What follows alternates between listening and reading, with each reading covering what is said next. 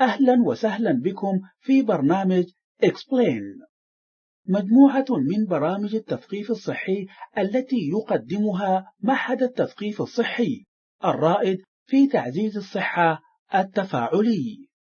يحوي هذا الفيديو معلومات طبية عامة لا تقوم مقام المشورة الطبية من طبيبك أو من مقدم الرعاية الصحية.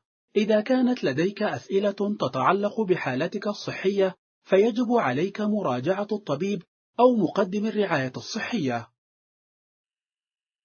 السعال. مقدمة. السعال هو منعكس يحافظ على الحلق والسبل الهوائية مفتوحة أمام حركة الهواء، ويساعد السعال الجسم على الشفاء وعلى حماية نفسه. السعال الذي يحدث من حين لآخر أمر عادي وصحي، لكن السعال الذي يستمر مدة طويلة يمكن أن يكون علامة تشير إلى مشكلة كامنة خلفه. يشرح هذا البرنامج السعال، وهو يناقش الأسباب العامة للسعال بالإضافة إلى سبل معالجته. تشريح الجهاز التنفسي. عندما نستنشق الهواء فإنه يمر عبر الفم والأنف ليدخل إلى الأنبوب الهوائي، ويعرف هذا الأنبوب الهوائي باسم الرغامة أيضا. ومن الرغامة ينتقل الهواء إلى أنابيب صغيرة تدعى باسم الشعب القصبية أو الأنابيب القصبية، وتدعى الأنابيب القصبية الأصغر حجما باسم القصيبات التنفسية. المخاط هو المادة التي تبطن الأنابيب القصبية، ويعمل المخاط على التقاط الأوساخ والشوائب من الهواء الذي نستنشقه، ويخرج المخاط عند السعال. هناك شعيرات صغيرة تحمي السبل الهوائية والرئتين، وهي تدعى باسم الأهداب، وتقوم هذه الأهداب بدفع المخاط إلى خارج الرئتين على نحو مستمر. في حال وجود كمية زائدة من المخاط فإن المرء يسعل لإخراجه، والسعال هو استجابة الجسم الطبيعية للمهيجات كالغبار أو البكتيريا مثلا التي تكون موجودة في الحلق وفي السبل الهوائية. عندما يحدث تلامس بين الأعصاب الموجودة في الحلق وبين المواد المهيجة فإن الأعصاب ترسل إشارات إلى الدماغ حتى يأمر بالسعال، وهذا ما يجعل عضلات البطن وجدار الصدر تتقلص لإخراج دفعات قوية من الهواء الموجود في الرئتين من أجل محاولة إخراج المواد المهيجة من الجسم. الأعراض. يعد السعال الذي يحدث من حين لآخر أمرا طبيعيا وصحيا، لكن على المرء أن يستشير مقدم الرعاية الصحية سريعا إذا أصابه سعال استمر عدة أسابيع. على المريض استشارة مقدم الرعاية الصحية إذا كان السعال يؤدي إلى ما يلي: الاختناق، خروج مخاط مدمى أو ملون، قصر النفس، أزيز الصدر. تشتمل مضاعفات السعال الشديد الذي يستمر فترة طويلة على ما يلي: تكسر الأضلاع، التعب الشديد، الصداع، عدم النوم، السلس البولي. برعاية معهد تثقيف المرضى www.patient-education.com. أكثر من 5000 من مقاطع الفيديو والبرامج التفاعلية. الأسباب. السعال العارض أمر طبيعي، لكن السعال الذي يستمر مدة طويلة يمكن أن يكون علامة تشير إلى وجود مشكلة صحية.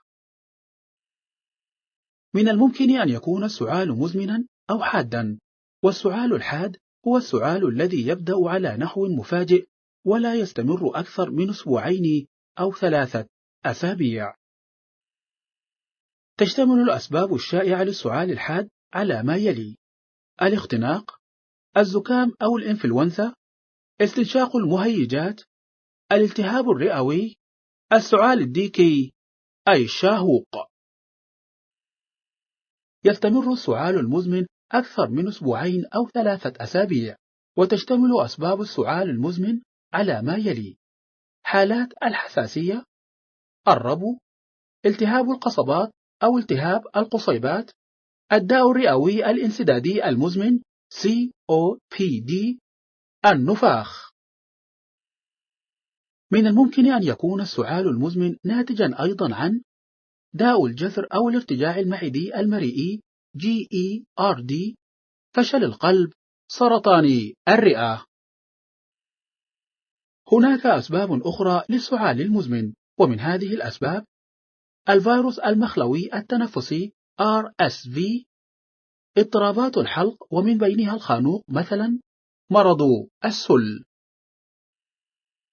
من الممكن أن يؤدي التدخين إلى سعال مزمن. هناك أدوية يمكن أن تسبب سعالا مزمنا أيضا. التشخيص: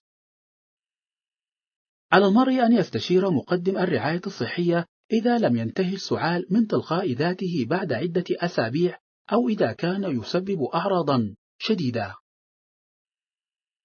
يجري مقدم الرعاية الصحية فحصا جسديا للمريض، كما يطرح على المريض أسئلة عن الأعراض وعن تاريخه الطبي الشخصي.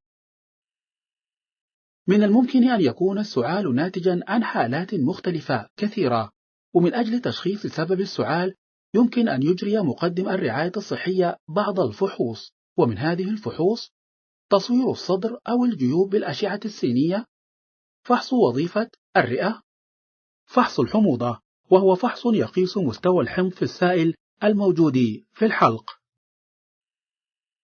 من الممكن أن يقوم مقدم الرعاية الصحية أيضا بأخذ عينة من المخاط من الأنف أو الحلق، وبعد ذلك يجري فحص هذه العينة بحثا عن وجود البكتيريا فيها. المعالجة: تزول معظم حالات السعال من تلقاء نفسها خلال أيام معدودة من غير حاجة إلى معالجة.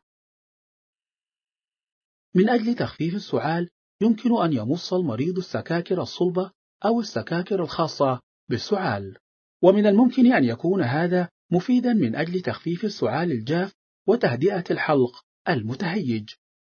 لكن لا يجوز إعطاء هذه السكاكر للأطفال دون 3 أعوام، وذلك لأنها يمكن أن تسبب لهم الاختناق. السوائل مفيدة من أجل ترقيق المخاط الموجود في الحلق، ومن الممكن تناول السوائل الدافئة من أجل تهدئة الحلق، ومن هذه السوائل المرق، الشاي، عصير الليمون مع العسل في ماء دافئ. يجب ترطيب الهواء، ومن الممكن استخدام آلة ترطيب الهواء أو أخذ حمام بخار ساخن. إذا كان المرء مصابا بالزكام أو الإنفلونزا فإن مفعول مضادات الهستامين يمكن أن يكون أفضل من مفعول أدوية السعال التي تباع من غير وصفة طبية. لا يجوز إعطاء الأطفال دون 4 أعوام أدوية السعال، وأما من أجل الأطفال فوق 4 أعوام فيجب توخي الحرص وقراءة لصاقات الأدوية بانتباه. يمكن أن يساعد ترك التدخين إذا كان المرء مدخنا على الوقاية من السعال المزمن. على المرء أن يقوم بما يلي من أجل تقليل انتقال الجراثيم إلى الآخرين عندما يسعل: تغطية الفم والأنف بمنديل، رمي المناديل المستخدمة في سلة المهملات، الإكثار من غسل اليدين. في حال عدم وجود منديل مع المرء فإن عليه أن يغطي وجهه بكمه أو بمرفقه عندما يسعل وليس بكفيه.